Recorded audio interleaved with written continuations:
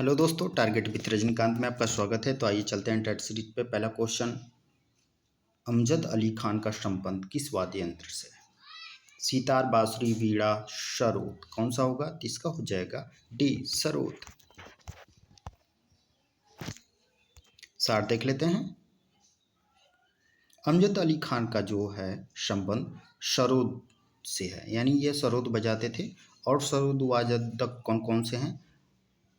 अली अकबर खां, अलाउद्दीन खां, बुद्धि सेन दास गुप्ता। आगे वाला क्वेश्चन, स्वर्णिम पैगोडा का देश किसे कहा जाता है? चीन, म्यांमार, श्रीलंका, भूटान। तो इसका हो जाएगा बी, म्यांमार।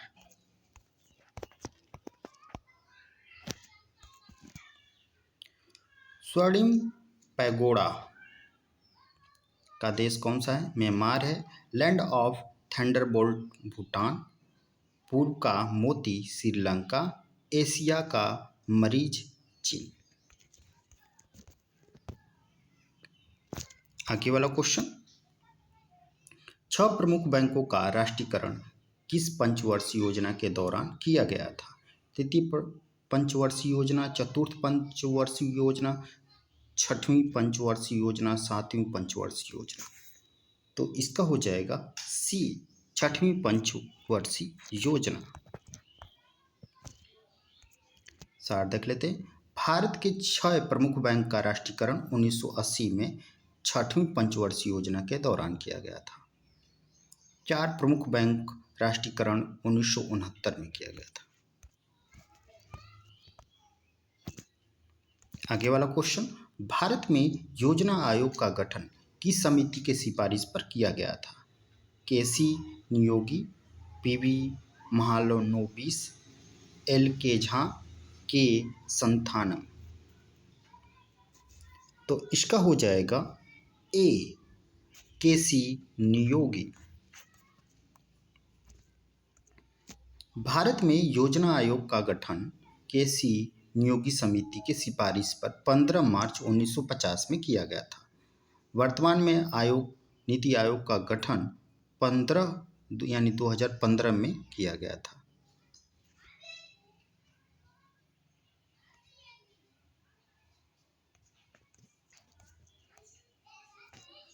आगे वाला क्वेश्चन, निम्नलिखित में से कौन अप्रत्यक्ष कर के उदाहरण है? सेवा कर, सीमा शुल्क, बिक्री कर, उपयुक्त में सभी।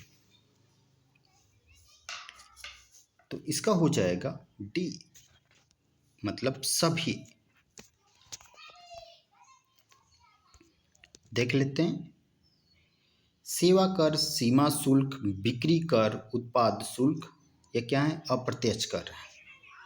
आय कर, निगम कर, संपत्ति कर इत्यादि ये क्या है? प्रत्यक्ष कर के ही उदाहरण है। आगे देख लेते हैं। प्रत्यक्ष और परोक्ष करों का उदाहरण क्या है? करों का जो विवरण है वह 2 प्रकार से, कौन कौन? प्रत्यक्ष कर, अप्रत्यक्ष कर। यानी आयकर इसमें आते हैं, निगम कर भी आते हैं, मृत्यु कर भी आते हैं, उपहार कर भी आते हैं, कृषि आयकर आते हैं, उत्तराधिकारी कर भी आते हैं। अप्रत्यक्ष कर में कौन कौन से आते हैं? बिक्री कर आते हैं, आयात निर्यात कर आते हैं, उत्पादन कर आते हैं, मनोरंजन कर आते हैं, सेवा कर आते हैं। आगे वाला क्वेश्चन, पर्यावरण से संबंधित प्रसिद्ध मॉन्ट्रियल समझौता किस वर्ष किया गया था? 1972, 1975, 1987, 1997। तो इसका हो जाएगा सी, 1987। सार देख लेते हैं। ओजोन परत को छीड़ करने वाले विभिन्न पदार्थ उत्पादन उपभोग पर नियंत्रण के उद्देश्य के साथ विश्व के देशों में 16 सितंबर 1987 को मॉन्ट्रियल प्रोटोकॉल पर हस्ताक्षर किए थे। आगे वाला क्वेश्चन, निम्नलिखित में कौन ग्रीन हाउस गैस का उदाहरण नहीं है? Methane, carbon dioxide, carbon monoxide, chlorofluorocarbon. तो इसका हो जाएगा सी, कार्बन मोनोऑक्साइड।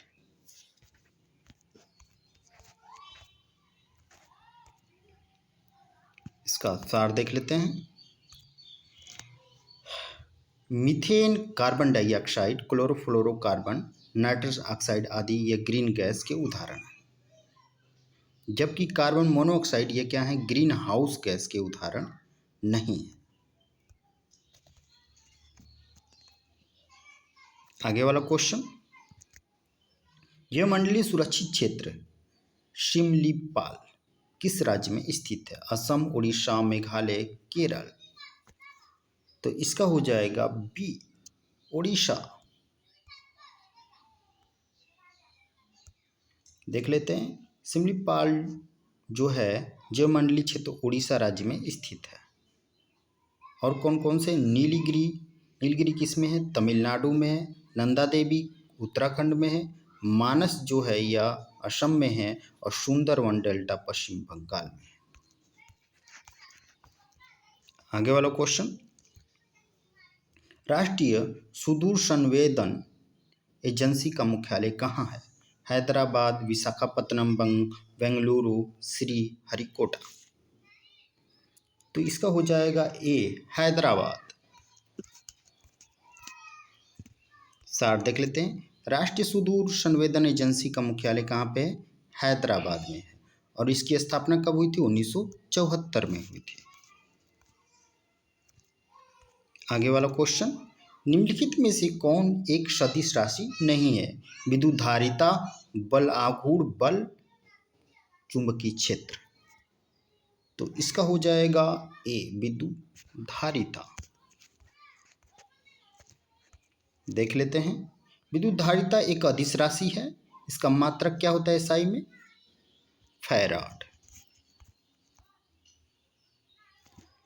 आगे वाला क्वेश्चन, यदि पृथ्वी का वर्तमान घूर्णन गति बढ़ा दी जाए तो विषुवत रेखा पर गुरुत्वीय त्वरण का मान क्या होगा? घट जाएगा, बढ़ जाएगा, पहले घटेगा फिर बढ़ेगा, अपरिवर्तित रहेगा। तो इसका हो जाएगा ए, घट जाएगा। देख लेते हैं सार, पृथ्वी का वर्तमान घूर्णन की गति बढ़ा दी जाए तो विषुवत रेखा पर गुरुत्वीय त्वरण का मान क्या हो जाएगा? घट जाएगा।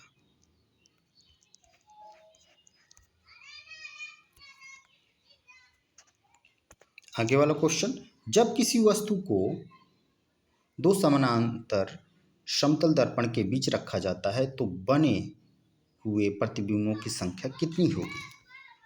तो इसका हो जाएगा डी, अनंत।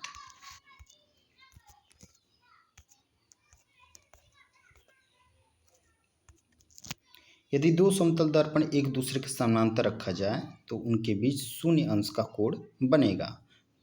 दर्पण के बीच रखे वस्तुओं का अनंत प्रतिबिंब भी बनेगा।